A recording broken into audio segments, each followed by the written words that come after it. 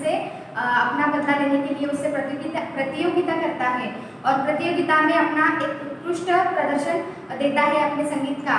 और उसके उस प्रदर्शन की वजह से हिरन जो है जंगल से आती है और उसके गाना सुनने में इतना मग्न हो जाती है कि उन्हें पता नहीं होता। और जब बैजू बावरा जो है अपना संगीत खत्म कर अपने गले का हार निकालकर उनके गले में डालता है और तब उन्हें उस बात का एहसास होता है कि अभी संगीत खत्म हो गया है और वो हार पहनकर जंगल की ओर थिरकते हुए भागते हुए चली जाती है।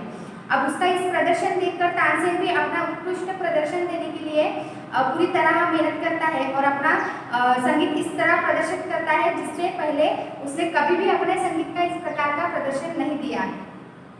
अब आगे देखो क्या होता है। बहुत समय बीत गया, सितार बजती रही, उंगलियां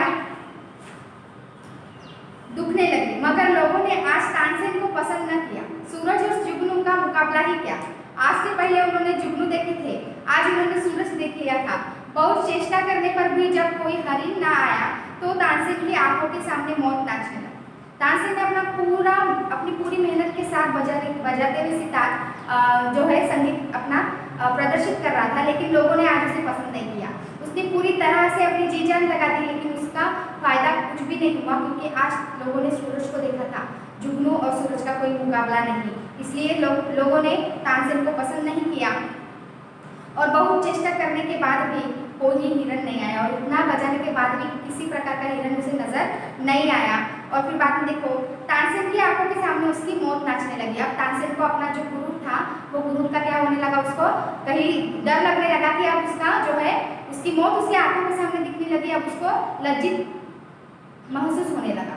और फिर बाद में देखो आगे, देह पसीना पसीना हो गया, लज्जा ने मुखमंडल लाल कर दिया था। अब उसको लज्जा से उसका मुंह कैसा हुआ, लाल हो गया था, मतलब उसे पूरी शर्म आने लगी थी। आखिर खिसियाना होकर बोला, वे हरिण अचानक इधर आ निकले थे, राग की तासीर से न आए थे, हिम्मत है तो आप अब दोबारा बुलाकर दिखाओ। और वो तानसेन जो है बैजू बावरा के संगीत पर शक करता है और बोलता है कि तेरे संगीत की वजह से नहीं आए हैं वो हरिण, तो यहाँ जब वो आए होंगे और वो घूमते घूमते इधर आ गए होंगे और गलती से यहाँ आकर बैठे होंगे, लेकिन तेरे संगीत की वजह से नहीं आए। अगर तुझ में दम है तो तू फिर से अपने संगीत विद्या से उनको इधर बुलाकर दिखा तो मैं तुझे मानूंगा। बैजू बावरा नम्रपन से उसको मुस्कुराता है और फिर से वो अपने संगीत का प्रदर्शन दोबारा करता है। तो देखो आगे क्या होता है। बैजू बावरा मुस्कुराया और धीरे से बोला, बहुत अच्छा, दोबारा बुलाकर दिखाता हूँ। यह कहकर उसने फिर सितार पकड़ ली। एक बार फिर संगीत लहरी वायुमंडल में लहराने लगी। फिर सुनने वाले संगीत सागर के तरंगों में डूबने लगे। हरिण बैजू बावरा के पास फिर आए।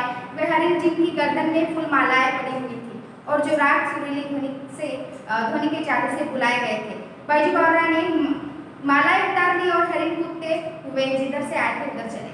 और बैजू बावरा जब फिर से उसका संगीत का प्रदर्शन किया तब फिर से वो हरिण उसके पास आया। बैजू बावरा ने उनके गले से वो हार उतार लिए, मालाएं उतार लिए और फिर बाद में क्या हुआ, हिरन और फिर जंगल की ओर जाने लगे। अकबर का तानसेन के साथ अगाध प्रेम था। उसकी मृत्यु के निकट देखते ही उनका कंठ भर आया, परंतु प्रतिज्ञा हो चुकी थी। वे विवश होकर उठे और संक्षेप में निर्णय सुना दिया। बैजू बावरा जीत गया, तानसेन हार गया। और बाद में क्या हुआ, अकबर जो है तानसेन जो है अकबर के बहुत प्रिय थे, उनसे बहुत प्यार था उनका। और जब तानसेन की मृत्यु निकट आते अकबर को दिखी, तानसेन हारते हुए अकबर को दिखे, अकबर को इस बात की पूरी मालूमात हो गई थी कि अब तानसेन जो है हार चुके हैं। इसलिए अकबर उठ गए, खड़े हो गए और बोले बैजू बावरा जीत गया और तानसेन हार गया। और देखो आगे क्या होता है। अब तानसेन की जान बैजू बावरा के हाथ में थी। अब पूरी तरह तानसेन उसके ऊपर निर्णय दे सकता था कि तानसेन का क्या किया जाए। बैजू बावरा पूरी तरह अपना निर्णय दे सकता था। तानसेन की जान अब किसके हाथ में थी, बैजू बावरा के हाथ में। तानसेन कांपता हुआ उठा, कांपता हुआ आगे बढ़ा और कांपता हुआ बैजू बावरा के पाँव में गिरकर पड़ा। वह जिसने अपने जीवन में किसी पर भी दया न की थी, इस समय दया के लिए वो गिड़गिड़ा रहा था और कह रहा था, मेरे प्राण ले लो, मेरे प्राण न लो। और जो तानसेन को इतना अपने विद्या पर घमंड था, वही तानसेन अब बैजू बावरा के पैर पर गिड़गिड़ा रहा था, गिरकर बोल रहा था कि मेरी जान मत